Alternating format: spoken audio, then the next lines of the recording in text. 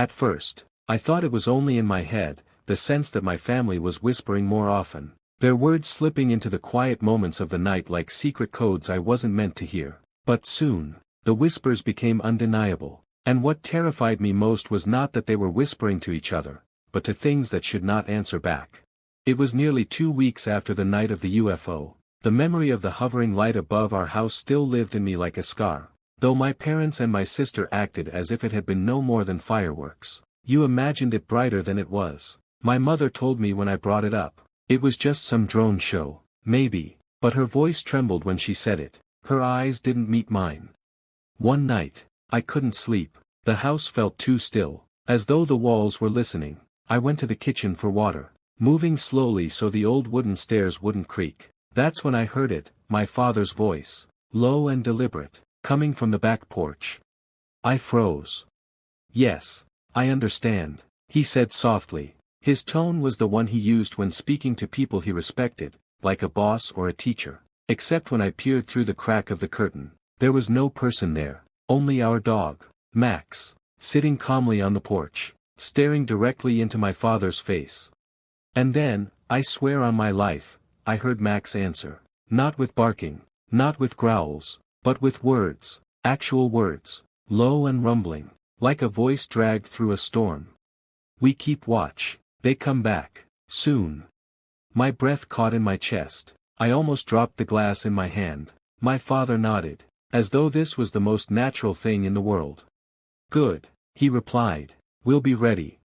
I stumbled back from the curtain, my knees weak. For several minutes I sat in the dark hallway, heart pounding, trying to tell myself I was dreaming, but the sound of voices, one human, one impossible, still vibrated in my skull. The next day at breakfast, I stared at my father, waiting for him to say something, to slip up, to reveal what I had seen, but he was calm, cheerful even, buttering toast and asking me about school. Finally, I couldn't take it. Dad, I said carefully, last night. I think I heard you talking, on the porch. He looked at me with that warm, practiced smile that suddenly felt sinister.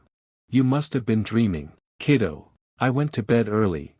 I glanced at Max. The dog sat by the table, staring at me with eyes that seemed far too knowing. When I looked too long, he blinked, slowly, deliberately, as if mocking me. That night I decided I needed proof. I waited until everyone was asleep, then crept downstairs and slipped out to the backyard. The air was thick with summer heat, but there was a strange chill in my bones. I crouched behind the shed, waiting. The moon was pale, a sickle hung above the tree line.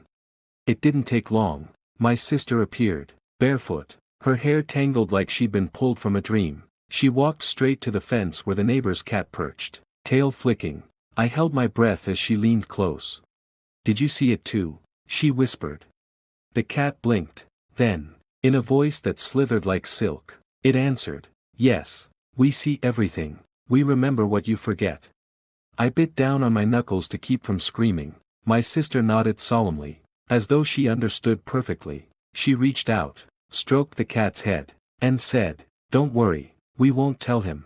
I knew in that moment she was talking about me. By the time she went back inside, my whole body was trembling. I stayed crouched there for what felt like an hour, the night pressing in around me, the silence humming with invisible voices. When I finally returned to my room, I locked the door. Though I wasn't sure what I was trying to keep out, my family, the animals, or the thing above the sky that had changed them all. Because one truth had settled in my bones, whatever came down that night hadn't just left. It had stayed. And it was speaking through them.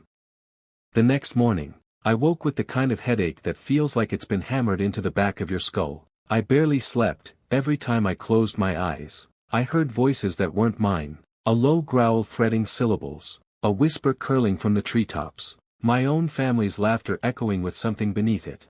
At breakfast, I tried again.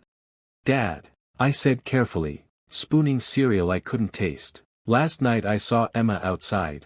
She was talking to the neighbor's cat. I swear, I heard the cat answering back.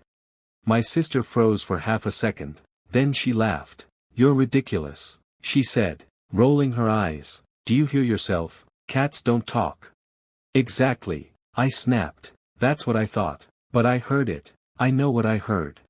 My mother reached across the table, resting her hand on mine. Her touch was warm, but her eyes, those weren't the eyes I grew up with. They seemed to swim, as though a film of something alive coated them.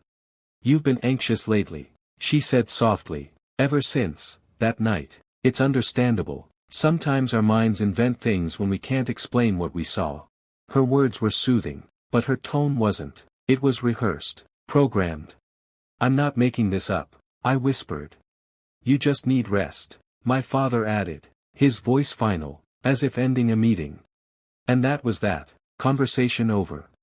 But as I left the table, I caught it again, Max the dog watching me, head tilted, his eyes glowing faintly in the morning sun, watching me like prey.